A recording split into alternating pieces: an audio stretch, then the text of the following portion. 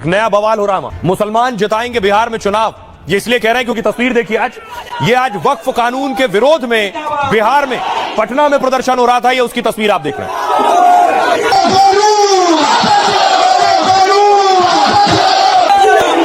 तेजस्वी यादव भी वक्फ कानून विरोधी रैली में पहुंचे। मंच पर आप तेजस्वी को देख रहे हैं। न सिर्फ तेजस्वी, मंच पर पप्पू यादव भी पहुंचे थे। बिहार में इसी साल चुनाव है, इसलिए आप देख रहे हैं सारी जोर आजमाइश हो रही है। बिहार के सभी बड़े नेता शामिल हुए। वक्फ कानून विरोध की रैली थी और इस रैली में देखिए नेता क्या कह रहे हैं और ये रैली कहां हो रही थी। वक्फ कानून के खिलाफ पटना का तापमान गर्म हो रहा है। मुस्लिम संगठनों ने इसके खिलाफ गांधी मैदान में बड़ी रैली की। इस प्रदर्शन को इमारत शरिया द्वारा आयोजित किया गया था। इमारत शरिया ने इसे वक्फ बचाओ दस्तूर बचाओ नाम दिया।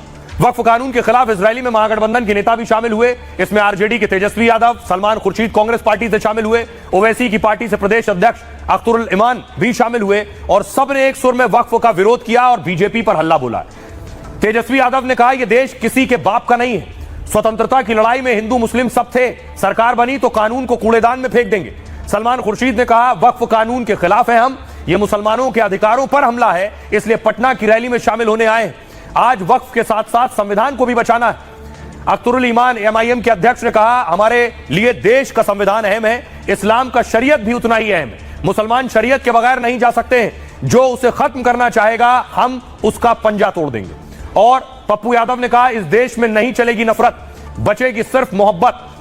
पप्पू यादव ने भी बीजेपी पर हमला किया है। आइए अब आपको बताऊं कि आखिर वक्फ कानून विरोधी बिल, और अब तो ये कानून का शक्ल ले चुका है, आखिर इसके साथ और इस पर सियासत क्यों हो रही है और खासतौर से बिहार में, क्योंकि बिहार में चुनाव है और बिहार में मुस्लिम आबादी है करीब 18%। बिहार में कुल 243 विधानसभा की सीटें हैं और इनमें करीब 150 सीटों पर मुस्लिम फैक्टर है, जहां मुसलमानों की आबादी 20% से 65% तक है। 58 से ज्यादा सीटों पर मुस्लिम सीधे सीधे निर्णायक हैं।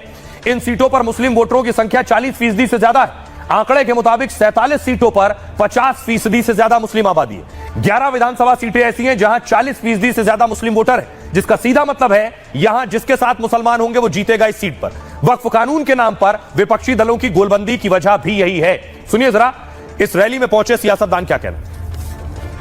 ये देश किसी के बाप का देश नहीं है, ये हम सबों का देश है। आप सब लोग, चाहे फखरुल्लाह खान हो या भगत सिंह, सब लोगों ने शहादत दी, तब जा करके हम लोगों को जो है आजादी जो है मिला।